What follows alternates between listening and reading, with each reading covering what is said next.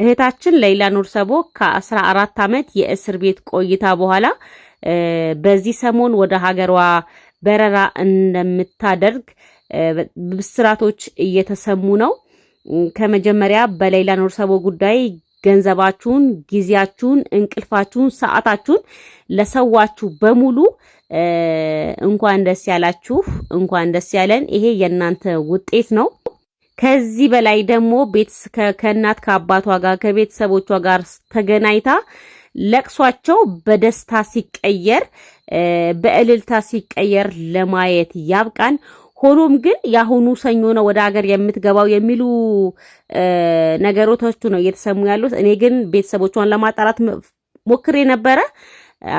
ሰኞ የሚለው ነገር አልተጠቀሰም። ያው ግን በዚህ ሰሞን አዲስ ነገር እንዳለ ብቻ ነግረውኛል።